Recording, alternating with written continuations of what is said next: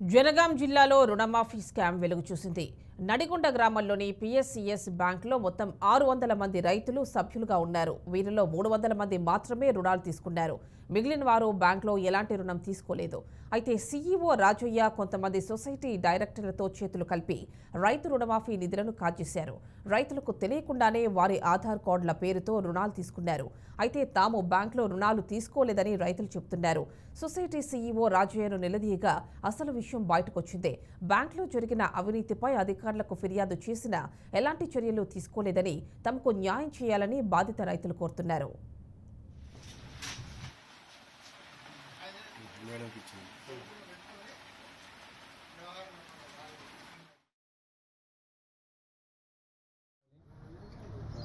నేను 2001లో లోన్ తీసుకున్నా మా నాన్న పేరు మీద.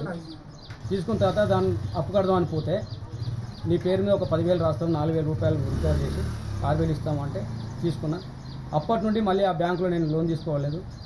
తర్వాత నేను నోటివ్ సర్టిఫికేట్ కోసం పోతే 2014లో నాకు నోటివ్ సర్టిఫికేట్ ఇచ్చిండు. తీసుకుని వచ్చి ఏబీజీబీలో అప్పు తీసుకున్న తర్వాత ఏమైందంటే మళ్ళీ మొన్న మేము పోయినాం బ్యాంకు. అక్కడ పోతే మీ రుణమాఫీ కాలేదని చెప్పారు. ఏది ఏబీజీబీ పోయినా రుణమాఫీ కాలేదని. ఎందుకు కాలేదంటే ఈఓ మేడం దగ్గర పోయి అడగాలి అన్నారు. రుణమాఫీలో అయిపోయాక నేను మరి రుణమాఫీ అయింది కదా, 5,000 సంగతి ఏంటంటే ఇక అందులోనే మాఫీ అయిపోయింది కదా, నువ్వు కట్టలేదు కదా అని. సరే ఇప్పుడు నీకు ఏం సపరేట్ నేను మాఫీ అయిపోయింది అన్న తర్వాత అప్పటి నుండి ఇప్పటి వరకు ఇంతవరకు లోన్ తీసుకోలేదు.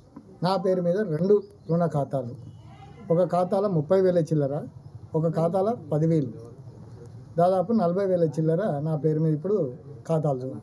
నిడిగొండ ప్రాథమిక వ్యవసాయ పరపతి సంఘంలో అవినీతి పాలన గురించి పోరాడుతున్న సందర్భంగా నిడిగొండ గ్రామ రైతుల వద్ద ధాన్య కొనుగోలు కేంద్రంలో కొంత అవినీతి ఏర్పడడం వలన బ్యాంకులు కూడా లావాదేవీలు కొన్ని జరుగుతున్న సందర్భంగా నేను అధికారులను సందర్శించడం జరిగింది. దీని సందర్భంగా కలెక్టర్ గారు బదిలీ అయిన కలెక్టర్ గారు ఏమాత్రం చర్య తీసుకోలేదు. అయితే నేను రాజశేఖర రెడ్డి కంటే ముందు సొసైటీలో నిడిగొండ సొసైటీలో నేను ఏడీఆర్ మాత్రం తీసుకున్నాను. అది మాఫీ రాజశేఖర రెడ్డి గెలవడం వల్ల మాఫీ అయిపోయింది. ముఖ్యమంత్రి గారు మాఫీ చేసి మాఫీ అయిపోయింది.